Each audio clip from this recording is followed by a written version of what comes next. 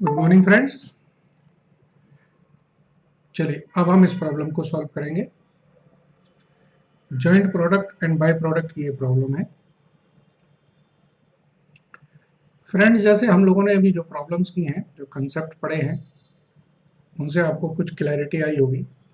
अब जैसे जैसे हम पढ़ते जाएंगे प्रॉब्लम्स के लेवल बढ़ते जाएंगे। एक बार देखते हैं प्रॉब्लम को। ABC limited operate a simple chemical process to convert a single material into separate item referred to here as XYZ। Okay, मतलब एक मटेरियल से ये तीन मटेरियल बनाते हैं। All three end product are separated simultaneously at split off point. एक split off point पर तीनों प्रोडक्ट हमारे सेपरेट हो जाते हैं। Product X and Y are ready for sale immediately upon split off point without further processing और any other cost. Product Z, however, is processed further before being sold. There is no available market for Z at split of point। मतलब Z को तो हमें further process करके ही बेचना है। The selling price quoted here are expected to remain the same in the coming year. During 13-14, the selling price of the items and the total amount sold, total quantity sold होना चाहिए, चलिए, are as under। The total joint manufacturing cost for the year were इतना, an additional rupees 3,10,000 were spent to finish product Z. There is no opening inventory of XYZ at the end of the year. The following inventories of completed unit were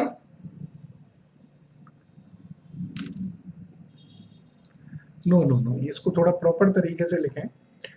There are no opening inventory of XYZ at the end of the year. The following inventories of completed units were on hand।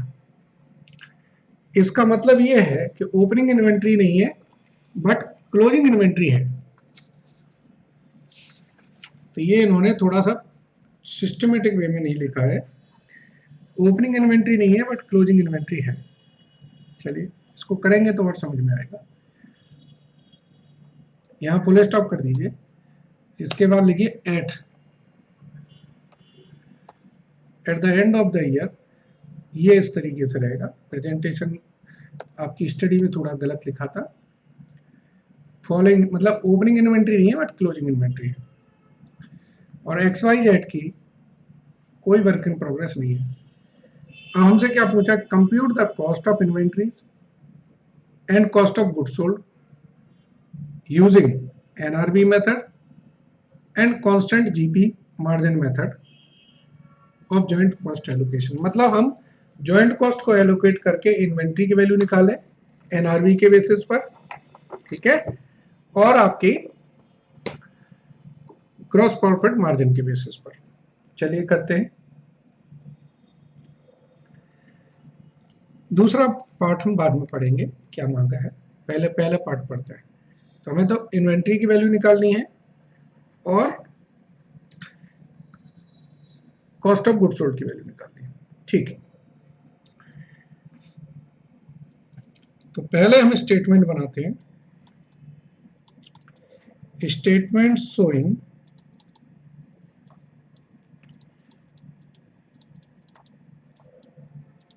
apportionment of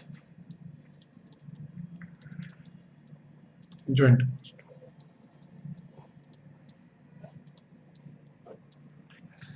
statement showing apportionment of joint cost। Joint cost है कितनी? Joint cost आपने देखी थी ना, कहीं पर लिखी थी, ये देखिए, ये आपकी जॉइंट कॉस्ट है। 6,25,000 की आपकी जॉइंट कॉस्ट है, ठीक है।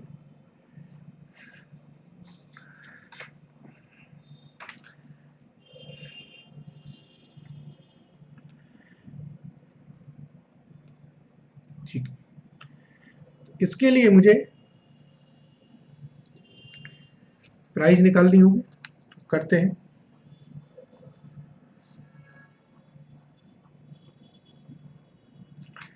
सेलिंग प्राइस हमको दे रखी है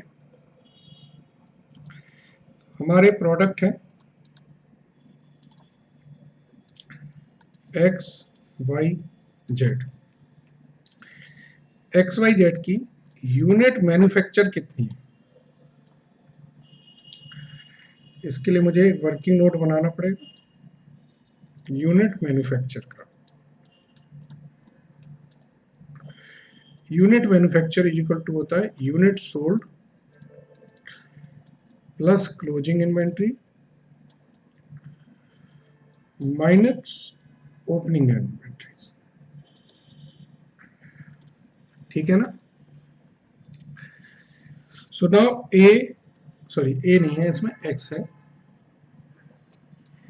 एक्स वाई और जेड इनकी यूनिट सोल्ड दे रखी है क्वेश्चन में 186, 527,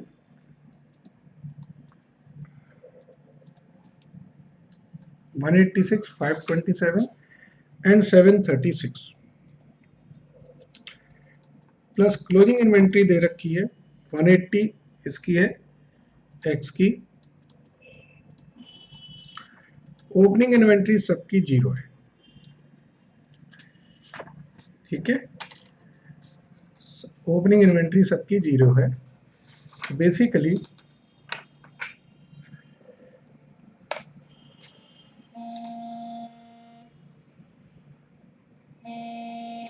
एक मिनट,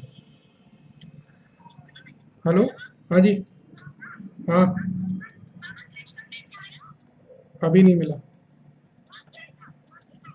हम्म,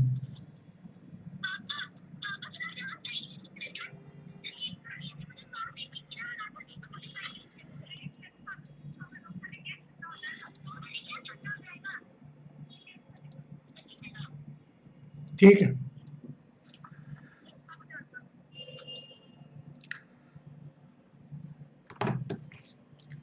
सेलिंग प्राइस है मेरी कितनी, 1500, 1125, 750। इसका मतलब सेल वैल्यू जो निकली मेरी वो कितनी है, 366 इंटू 1500, 5,49,000।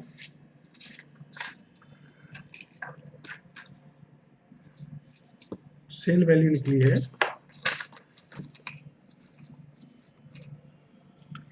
5,49,000, 1125 इंटू 587, तो 660,375 और 570,750, ये मेरी सेल वैल्यू निकली है। इसका टोटल है 1780125। अच्छा, फर्दर जो कॉस्ट लग रही है इन दोनों में तो लग नहीं रही है, जेड में लग रही है कितनी, 3,10,000। तो मेरी एनआरबी आ गई स्प्लिट ऑफ पॉइंट पर 5,49,000, 6,60,375 एंड 260,750। इस एनआरबी का जो टोटल है 1470125। तो हम share in joint cost in NRB ratio में हम बांट देंगे। हमारी जॉइंट कॉस्ट है 6,25,000। जब हम इस रेशियो में बांटेंगे 6,25,000 इंटू 549 अपॉन 1470125, तो ये वैल्यू आएगी 233,400, इसकी है ये वैल्यू। और इसकी वैल्यू आएगी 280,748 और ये आ जाएगी 110,852। एग्जैक्ट फिगर लिख लेते हैं, ये 854 आएगी और ये 398 आएगी।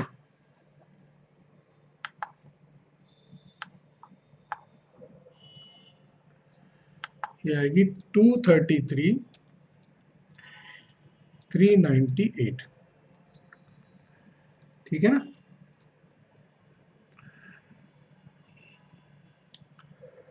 और इसकी वैल्यू कितनी हो रही है 280748। तो अब एनआरबी के बेसिस पर हमने जॉइंट कॉस्ट को बांट दिया है। ठीक है, एनआरबी के बेसिस पर हमने जॉइंट कॉस्ट को बांट दिया है। अब हमसे पूछा जा रहा है कि कॉस्ट ऑफ गुड्स सोल्ड निकालो, क्लोजिंग इन्वेंट्री निकालो, तो वो हम कर लेते हैं। जो पूछा गया वो कर लीजिए। एक काम कर सकते हैं, हम जॉइंट कॉस्ट को कांस्टेंट मार्जिन रेशियो पे भी बांट सकते हैं। चलिए पहले ये पार्ट कर लेते हैं, फिर दूसरा पार्ट करेंगे। ठीक है, ओके। सो नाउ हमसे क्या पूछा गया है, compute the cost of inventory of X Y and Z and cost of goods sold. ठीक है, सो अब आप निकालेंगे statement showing cost of closing inventory and cost of goods sold। दो चीजें हम लोग कैलकुलेट कर रहे हैं। ठीक है, यहां पर लिखेंगे आप प्रोडक्ट, प्रोडक्ट है मेरे एक्स वाई जेड, या इसको ऐसे लिख सकते हैं, प्रोडक्ट है मेरे X Y Z. Share in joint cost निकाला मैंने 233398, 280748, 110854। टोटल हो गया 6,25,000 प्लस जो एडिशनल कॉस्ट है वो है 3,10,000 की। तो ये मेरी टोटल कॉस्ट आई 233398, 280748 एंड 4,20,854, 9,35,000। ये टोटल कॉस्ट है। टोटल यूनिट मैन्युफैक्चर कितनी है मेरी, ये है 366, ये 587 और ये 761। क्लोजिंग यूनिट्स कितनी है, क्लोजिंग यूनिट है इसमें 180, इसमें 60, इसमें 61। तो कॉस्ट ऑफ क्लोजिंग यूनिट कैसे निकलेगी, 233,398 divided by 360 into 180, 280748 divided by 587 into 60, 40854 divided by 761 into 25। समझ गए, पर यूनिट कॉस्ट के बेसिस पर वैल्यू करेंगे तो इसकी वैल्यू आई 114,785, इसकी वैल्यू आई 28692 और इसकी वैल्यू है 13846। अब ये टोटल कॉस्ट है, ये क्लोजिंग इन्वेंट्री है, तो कॉस्ट ऑफ गुड्स सोल्ड क्या होगी, अगर ये ए है और अगर ये बी है तो ए माइनस बी आपकी कॉस्ट ऑफ गुड्स सोल्ड होगी कि नहीं होगी, तो वो कितनी होगी 118,613, 252,056, 407,008। ठीक है, ये हमारी कॉस्ट ऑफ गुड्स सोल्ड है। अब इस कॉस्ट ऑफ गुड्स सोल्ड से इन्होंने बोला कि इनकम स्टेटमेंट बनाइए, पूछा है ना।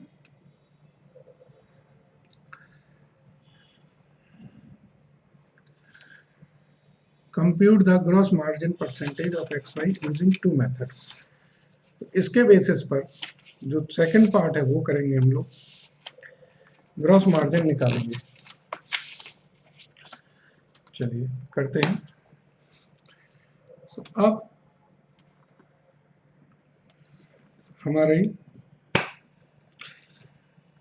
इनकम स्टेटमेंट बनेगी showing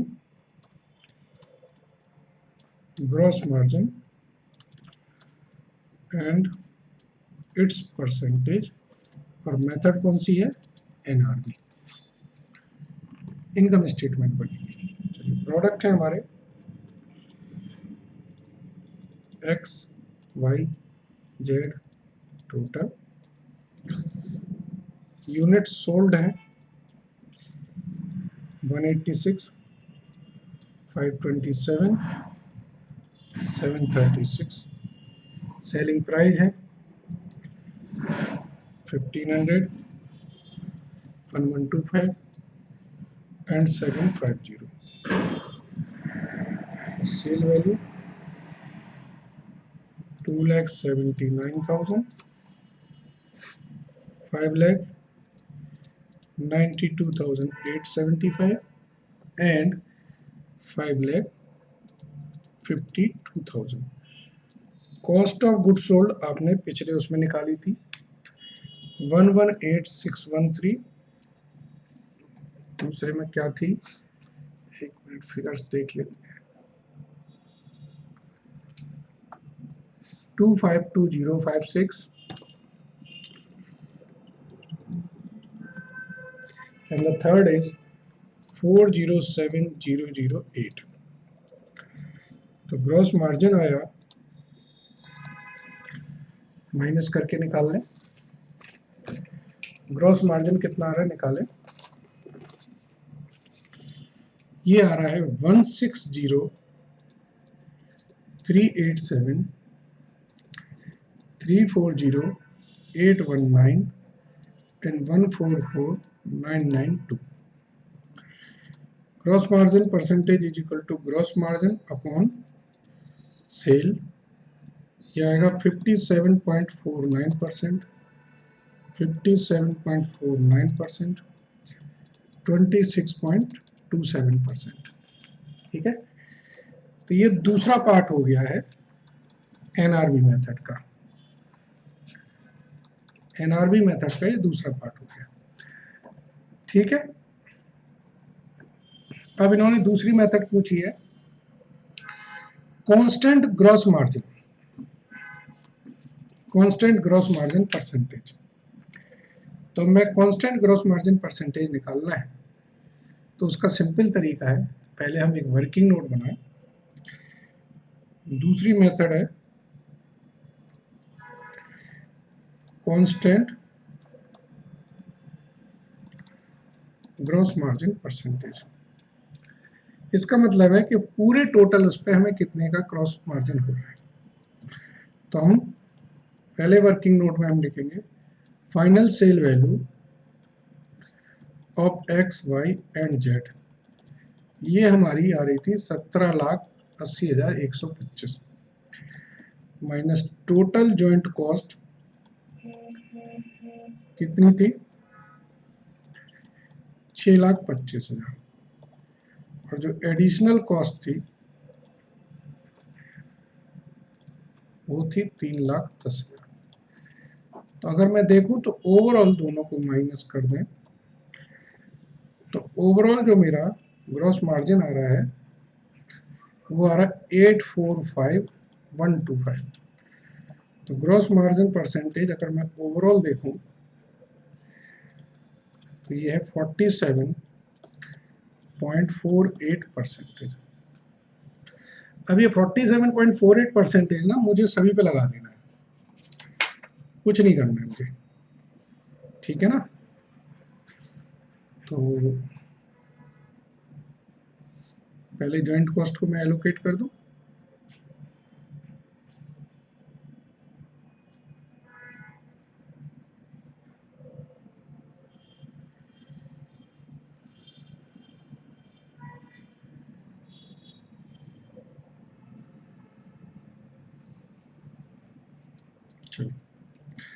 सो अब इसमें सबसे पहले हम करेंगे statement showing allocation of joint cost GM percentage method से। ठीक है, प्रोडक्ट मेरे कौन कौन से हैं, X Y Z total. Sale value जो हमने पहले वर्किंग नोट में निकाली थी वो कितनी थी, 5,49,000, 6,6,375, 5,70,750, 7,80,125। इसमें से मैं ग्रॉस मार्जिन सबका माइनस कर दूं, कितना है 47.48%, 260,641, 313,517, 270,967, 845,125। इसका मतलब टोटल कॉस्ट कितनी आ रही है, 288,359, 346,858, 299,783, ये 9,35,000 आ गया। इसमें से एडिशनल कॉस्ट जो हमारी जे की थी 3,10,000 माइनस कर दीजिए,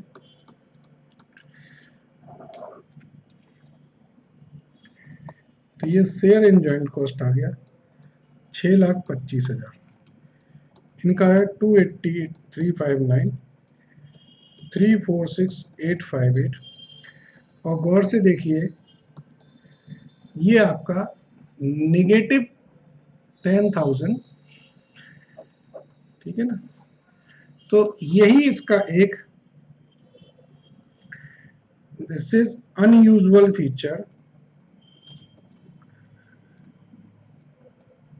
किस चीज का, of gross margin method.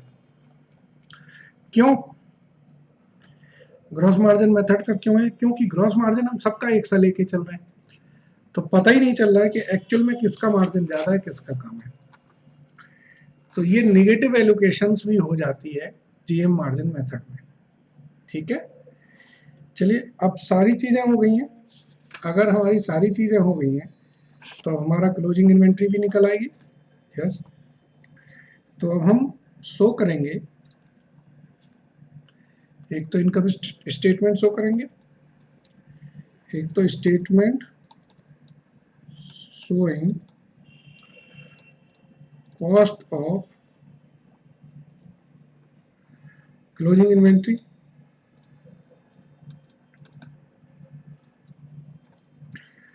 And cost of goods. ये हमारे प्रोडक्ट है एक्स वाई जेड। इस प्रोडक्ट की जो शेयर इन जॉइंट कॉस्ट आया है वो कितना आया, 288,359, 346,858 माइनस 10217। फिर एडिशनल कॉस्ट जो है वो हमने लिख दी, तो ये हमारी टोटल कॉस्ट आ गई।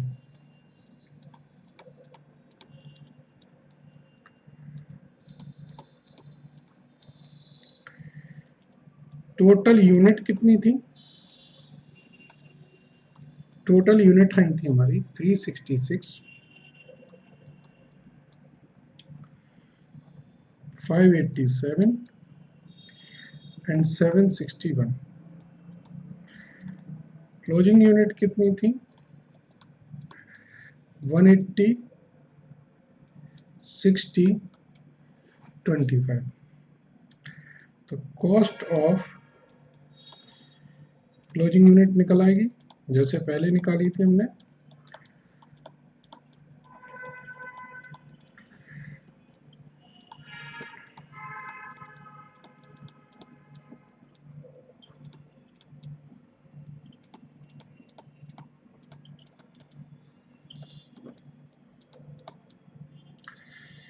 ये वैल्यू आती है मेरी 141,815,35449,9863। तो कॉस्ट ऑफ गुड्स सोल्ड, ये मेरी ए है, ये बी है, तो कॉस्ट ऑफ गुड्स सोल्ड क्या होगा, ए माइनस बी, 146,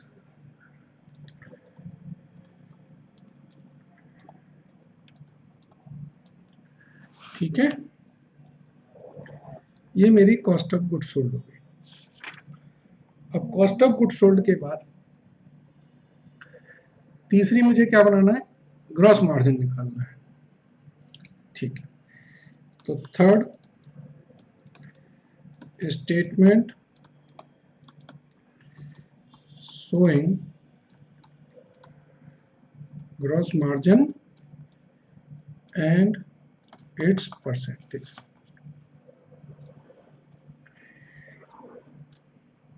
देखिए X Y Z, sale value क्या है, सेल वैल्यू में तो कोई चेंज नहीं आएगा ना। सेल वैल्यू में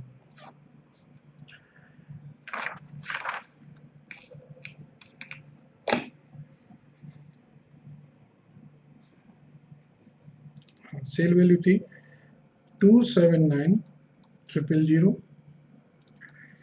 592,875 एंड 552,000।